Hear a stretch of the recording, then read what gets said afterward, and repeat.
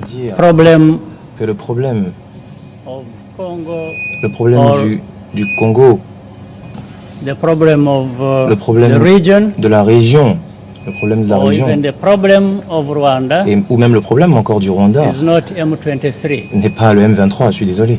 M23 is M23 a product est un produit of many other problems qui est that la have résultante not de been plusieurs autres problèmes qui n'ont pas été addressed résolus for decades. depuis des décennies maintenant. If you remember Si vous vous rappelez the bien, problem of le problème M23 du M23 was there even before existait même bien avant que, before Tshisekedi became president. avant même que M. Tshisekedi There devienne was a président. problem C'était related to it un problème in 2012. If you remember, en 2012 même, ça the remonte en history, you see 2012. that. So, Alors, and having to do with M23 and the people related en to ce qui concerne le M23, M23 et toutes les personnes these liées au M23, donc Congolese, les Congolais but who have Rwandese heritage. qui ont bénéficié donc de The l'héritage borders rwandais, that were drawn during colonial times les frontières qui ont été bâties cut durant our la countries période to coloniale pieces. ont A big part of affecté, Rwanda was left outside. on va dire diviser nos peuples. Il y a une partie donc du Rwanda qui a été donnée à l'est du Congo, le sud à l'Ouganda, etc.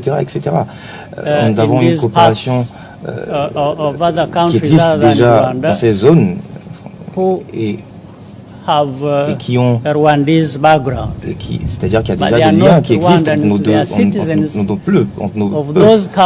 Il y a déjà beaucoup je pense qu'aujourd'hui la situation est évoluée, déjà durant la période coloniale. C'est clair et évident que vous pouvez vous regarder même au niveau remonté dans l'histoire, vous allez vous en rendre compte. So those problems are Donc, ces much problèmes older than me and much me older than dépassent, vont au-delà de ma personne, vont au-delà de la personne du président Tshisekedi. Were there at the time are no longer alive. Je pense même que toutes ces personnes qui étaient vivantes à cette période-là ne sont plus de ce monde. Donc je pense que aujourd'hui, ces peuples ont renié donc leur lien avec le Congo. Et quand je me rappelle donc la situation en 2012 où il y a eu des attaques, où il y a eu cette attaque armée, c'est là le début de l'histoire. Donc nous n'avons pas bien géré la question et aujourd'hui nous sommes en 2023, 11 ans après. Le problème existe toujours. Cela veut dire simplement qu'il n'a pas été résolu comme cela se doit. Tous les pays africains ont été impliqués dans la résolution donc, de cette crise. Mais personne n'a pu réussir quoi que ce soit en ce qui la concerne. Alors, mentionner le problème, la difficulté du M23 dans cette région, ou encore, je pense que la question ici, c'est de fuir la question, mais c'est pouvoir essayer de trouver des solutions à cette crise.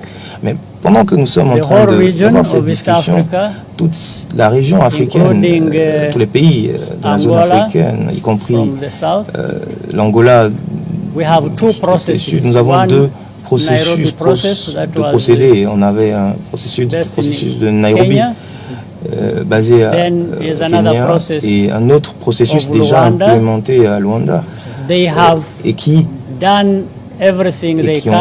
ont fait tout, ils ont mis tout en œuvre pour pouvoir résoudre cette question.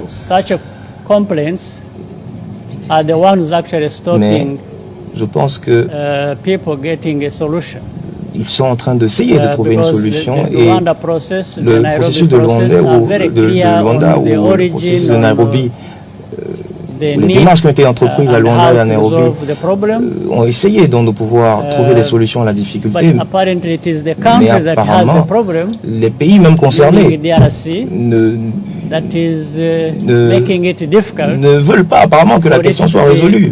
C'est quand même assez ironique. Mais ce que je veux dire ici, c'est que c'est clair, c'est un fait, vous pouvez le vérifier. Donc aujourd'hui, Nous ne pouvons pas continuer à nous plaindre éternellement du problème, alors que nous connaissons effectivement là où il y a le nœud. Mais c'est un peu comme si on ne souhaite nous-mêmes pas résoudre cette question et on tourne autour du pot, malheureusement. J'espère qu'avec l'implication de tous les pays de la sous-région, cette question sera finalement résolue d'une manière définitive. C'est ce que j'espère, du moins. Quelle était votre deuxième question déjà? La Russie. Je pense que c'est pour cela même que j'avais oublié d'y répondre. C'est encore un autre problème qu'on ne devrait même pas avoir en réalité. La Russie, qui est une superpuissance, ne devrait même pas nous concerner. Cette question, en fait, ne nous concerne peut-être pas, mais cette superpuissance doivent gérer leurs problèmes entre elles. Ils continuent à nous exploiter, ils continuent à profiter des petits pays que nous représentons. Alors, la Russie a le droit d'être partout où elle veut, j'ai envie de dire.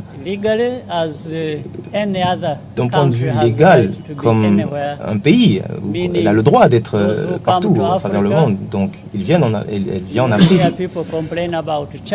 Les gens se plaignent aussi de la présence de la Chine. Donc, on se plaint de la présence de la Chine, on se plaint de la présence de la Russie. Ben, ils ont le droit, ces pays ont le droit. Donc, ils ont le droit, comme les autres pays, d'être présents. Donc, je pense que ce que nous devons faire en Afrique, c'est de plutôt travailler. Nous devons concentrer sur nous-mêmes, savoir nos besoins, identifier nos besoins en termes de partenariat, et établir donc cette relation de bénéfice réciproque avec cette superpuissance-là. C'est nous qui devons définir nos besoins et voir s'ils sont en mesure de satisfaire ces besoins-là. Alors, nous avons, je pense que le plus important, c'est de savoir comment est-ce que tout cela va finir. C'est la question de la Russie, la question de la crise.